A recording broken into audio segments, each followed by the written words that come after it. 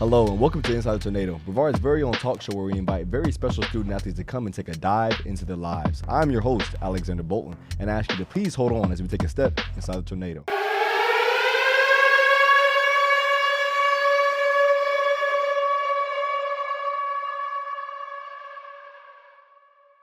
Today's Nato is a very special one. We have a category Bradbury. I'd like to invite on today's senior cyclist from Hamilton, Ontario, Canada, Nicole Bradbury.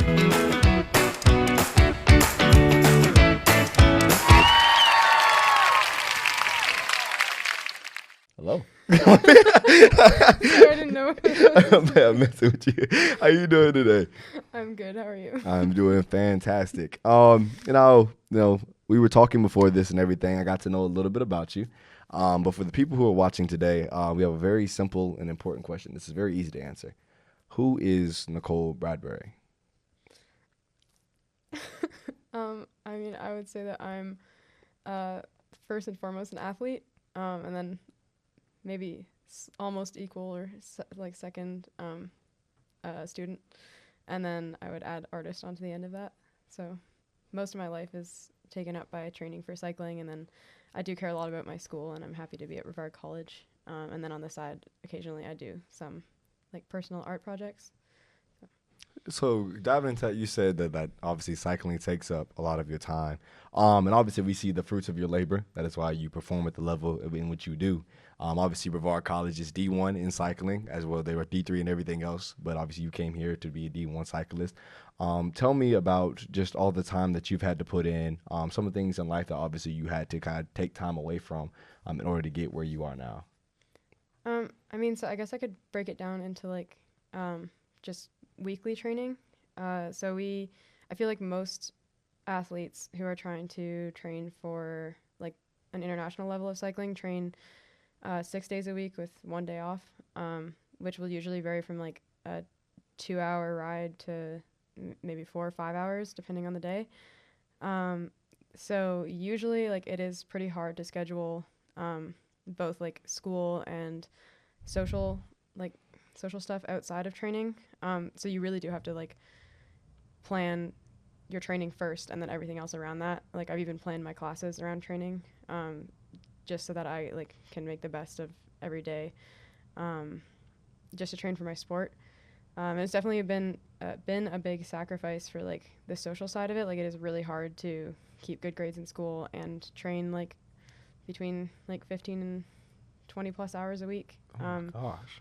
As well as attend class and hang out with people. So that has been kind of, it does suck a little bit sometimes, just because obviously I'd like to do everything else that a non-athlete student would do. But at the end of the day, it's definitely worth it if I want to compete and get results on the international stage and even in collegiate stuff too. I'd really genuinely respect that, because obviously for things you care about in life, you'll take the time and put effort into it. But you just saying 15 to 20 hours a week, and I guess for playing football, practice takes up a good bit of your time. But I think it's a lot more on you in your setting, especially being a little bit more individualized. You have a team and everything, but it's on you to get those results. You have people who are riding with you and stuff. But when you're out there performing, you don't have everybody to be like, hey, I can pick you up when you're down. No, you're the one cycling, which I think is pretty interesting. And you say 2 hours, a 2-hour ride. I'm like 2 hours. I can't go 20 seconds. I can't. I probably couldn't sit on it getting down the road. So I find that to be absolutely amazing. And so you brought the international bit of someone who wants to cycle internationally. Tell me a little bit about that. Obviously, you're from Hamilton, Ontario, Canada, which I had to laugh about. Did not understand that Ontario is a province, which might as well be a state. But I didn't understand. I'm like, what is this? But tell me about the difference between cycling in Canada compared to here. As in, because we don't have collegiate in Canada, so that was actually a pretty big shock to the system when I came here, because I knew that collegiate was a thing, but I didn't really do my research before I got to school. So I just kind of got thrown into the collegiate races my freshman year, and I didn't realize that we were going to be racing all day for 2 days straight, every weekend for the fall, basically. Well, not every weekend, but for the first couple months. So it was a pretty big learning curve.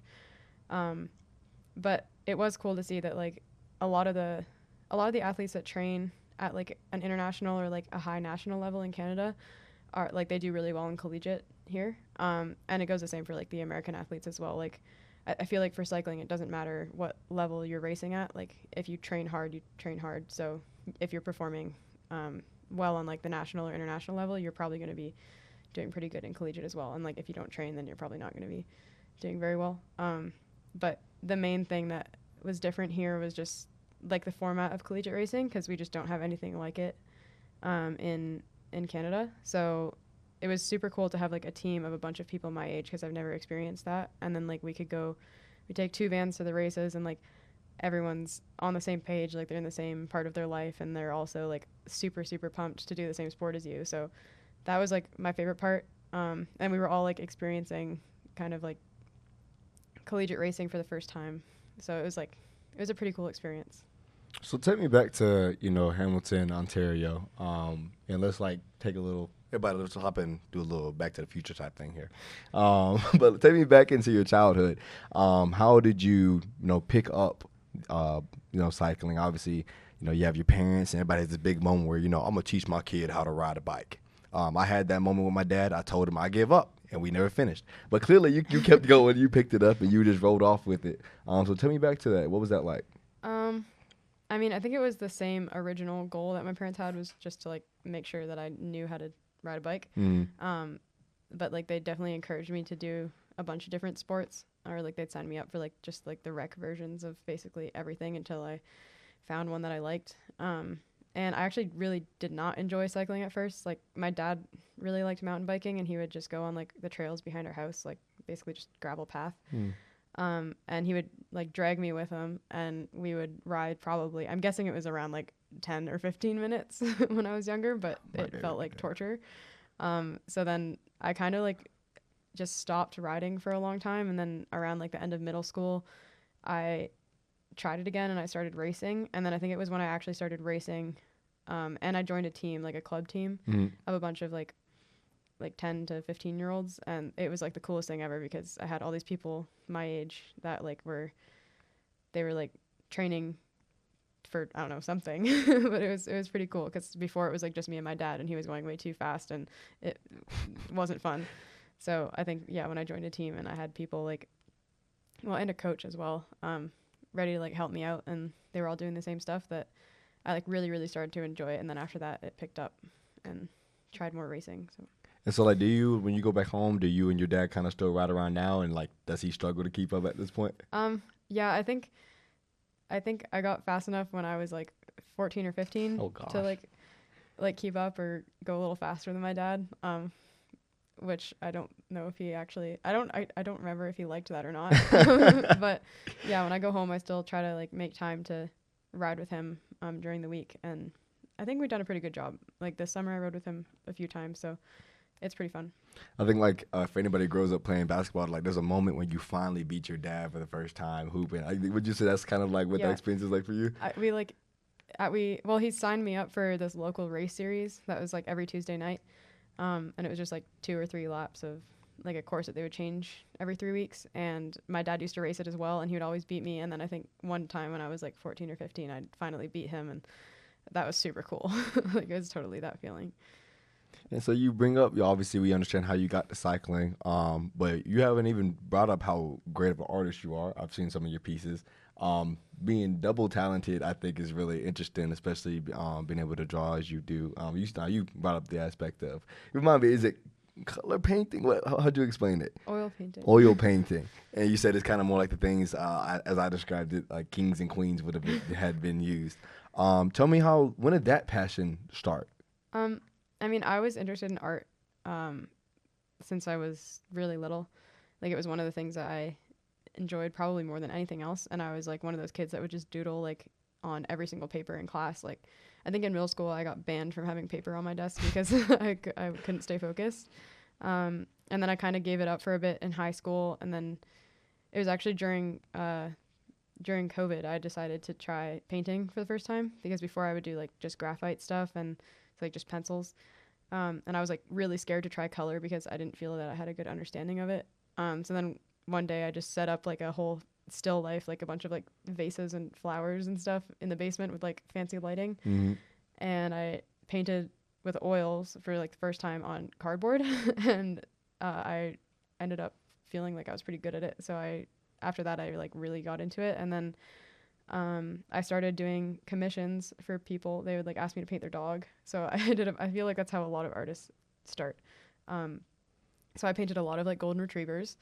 And then when I decided to come to Brevard, I saw there was an intro to oil painting class. And since I was like super beginner and I didn't actually have a very good understanding of like what I was using, I took the painting class here. And then after that, I was like super, super hooked. So it's pretty cool. We have a good professor here. Yeah, and so you decided to major in art once you got here. What is like, do you have a goal with art long term that you made, or is that something that you're still like, you'll kind of learn to understand is like the goal? Obviously, you compete professionally in cycling, and obviously you do come here and you do art. Is there like a long term goal you have with either one professionally? I mean, for cycling, like the dream, I feel like for a lot of people and like myself as well, is to race professionally. It is a pretty tough sport to get, to get a professional ride, or like be on a professional team. So hopefully that happens, but yeah, I'm not banking on that exactly. But yeah, that would be the dream. And then for painting, I really don't know what I'll do with it, and I feel like painting is one of the career paths that like is very. I feel like a lot of artists are unsure of what they're gonna do, and there isn't like any set way that you get into like the art industry, I guess. So I'm not exactly sure like what direction I would need to go. I would obviously love to keep painting, but I really don't know what that looks like yet. I would love to go like study abroad somewhere, maybe in Europe or something, and study art. I feel like that'd be pretty cool. So you bring up Europe, and I was just about it. I was thinking about it and wanted to ask you. So you talk about obviously you race internationally. You had a first race in Europe a couple years ago. Tell me about what it's like to travel so much, not just obviously in the Americas, but abroad in such a way. How does your love for the world and travel kind of grow?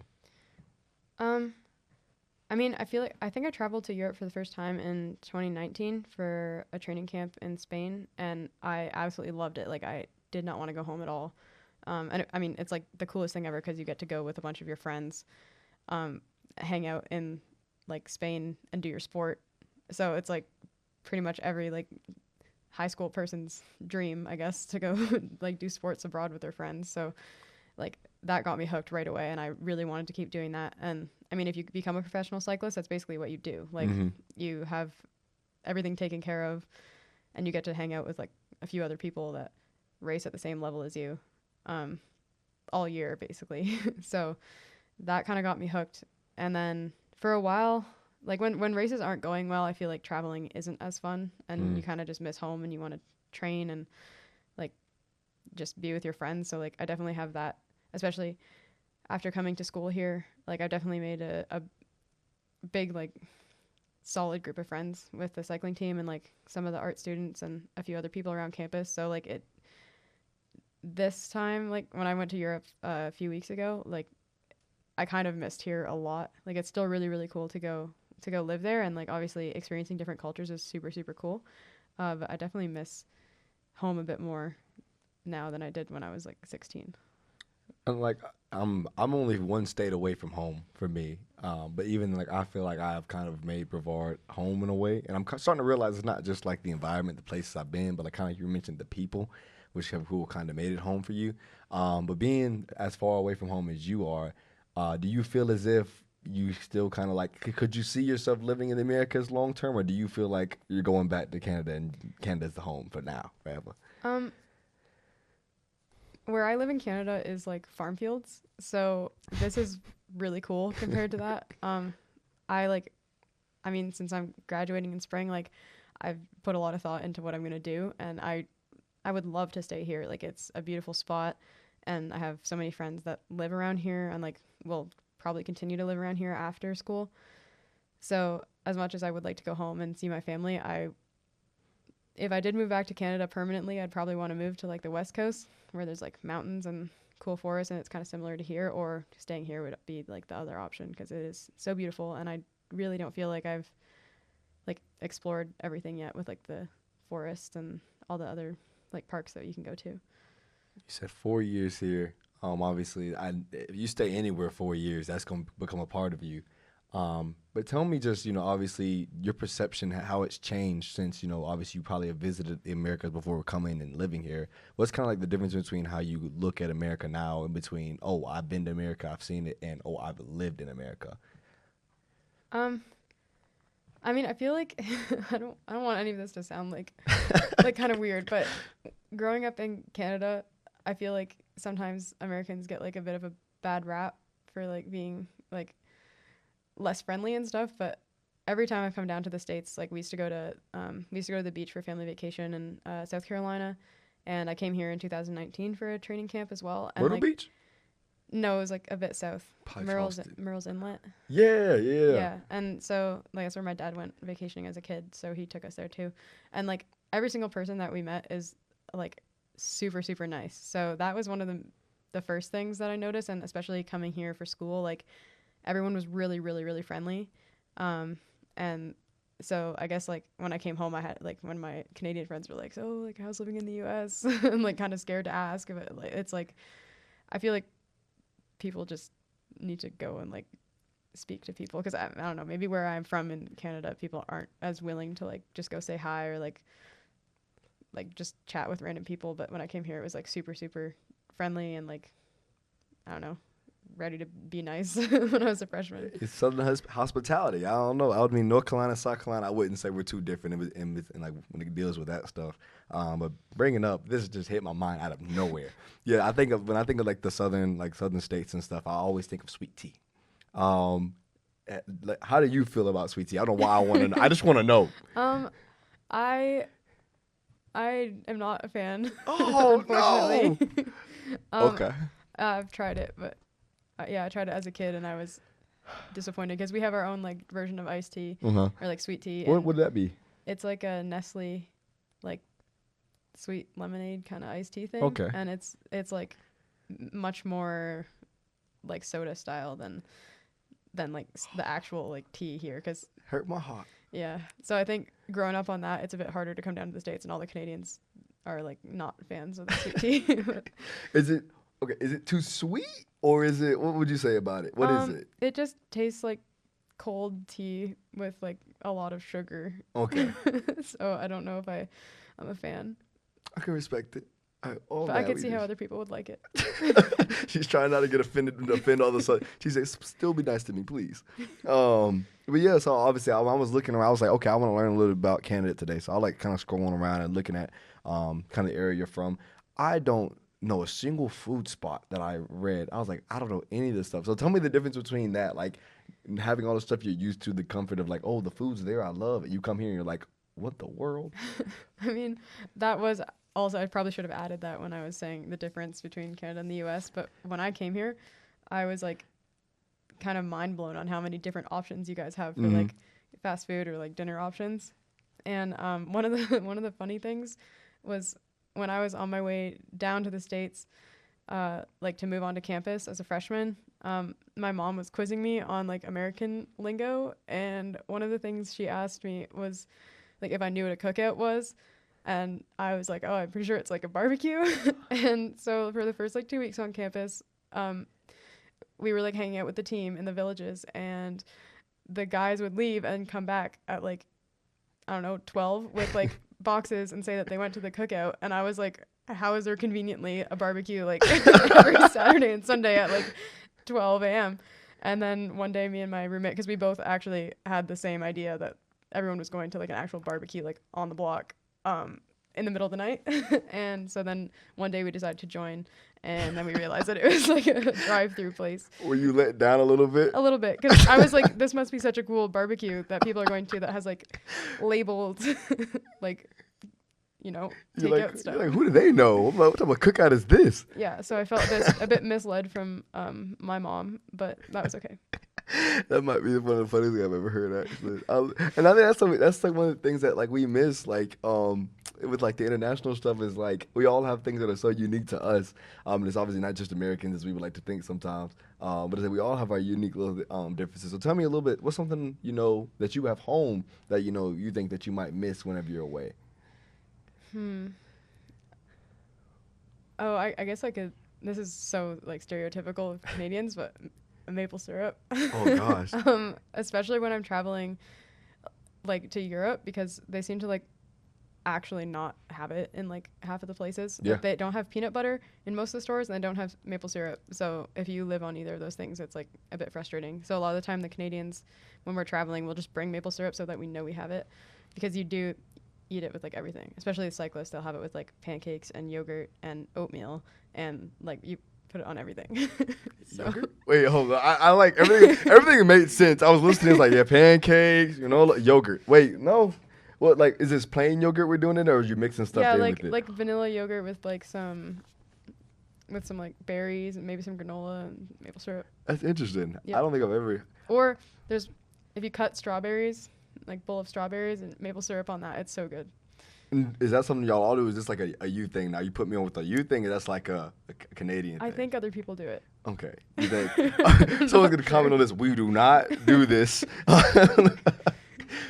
So, with that, though, so we've learned a lot about you. Tell me this question right here, y'all. Y'all are going to be like, what in the world is he talking about when I say this? Tell me about Ozzy. Like my dog? Yeah. Oh. We got him in 2018, I think. So it was like, we had a dog when I was little, but I didn't really remember her. So it was pretty cool to get a puppy when I was like, probably 9th grade. And he's kind of like a little gremlin. Like he's not a rat dog. I don't want to say he's a rat dog, but he's kind of a rat dog. And he growls at everybody and like barks, but he's really friendly. And he has like trigger words that he'll just start like screaming. Like howling and screaming. I don't know how to explain that unless you have been to my house and seen my dog. But yeah, if you like tell him to howl, he'll start screaming. And I think there's a different word as well. But yeah, so I miss him. He lives at my house in Canada. Whenever you like come here, is that like something you think about him often? Yeah, I do miss him. I definitely missed him like a lot more at the start of school because it was like the first time I've been away from him for long periods of time. But yeah, although every time I've come back from school for summer, he has like more white hair on his face, and that makes me sad. Oh. Yeah. But he probably looks at you too, and he's like, "You've changed so much." Yeah.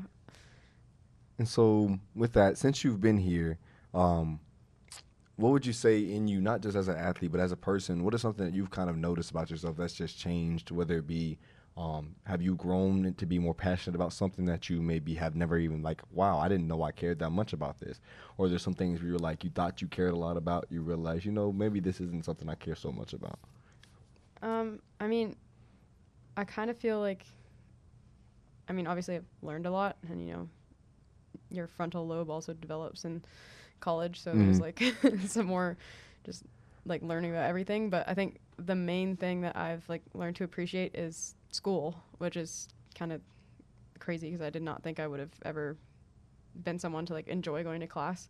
I was like definitely not that good of a student in high school. Like I just didn't really care, and I would just like do this stuff and hand in the assignments and like not actually like really learn much. And since I got here, I've just, I guess like some of the professors I've had have been like extremely knowledgeable in like their fields and have just presented like, I guess, how would I say that? Like presented their knowledge in such like an interesting way and like given the students like opportunities to connect things that we wouldn't have connected before. And I just really feel like since I've been here, I've learned to appreciate school better and like actually figured out how to like start relating things to like my own life or like, I don't know, modern, like just things that are happening. So it's been pretty cool, and I'm going to be sad to leave because I actually really, really enjoy going to class and like learning about stuff.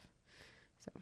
And I can respect that because I think a lot of people take it for granted. Obviously, one of my favorite one of the Bible verses that's stick in my head right now. It talks about just about how people should like love knowledge. Just speaks about that, and I think that as people sometimes we can take for granted the love of knowledge because loving knowledge takes time. It takes effort. You can't just show up and, I know it now. You gotta take some time to know it. But once you know it, there's something about knowing stuff that makes you feel like you just feel it feels a lot better than to be sitting down and hearing people talk about stuff. You're like, what in the world are these people talking about? You chose to come and go to Brevard College. Just tell me, and you've already done 4 years here. Why was that a good decision? Ooh, that's like a really Is that a little deep? detailed question, I guess. Well, firstly, I think that I would not still be doing a lot of the stuff that I do without Brevard, like either from like the help of the professors or just like the team, or like the friends that I made here.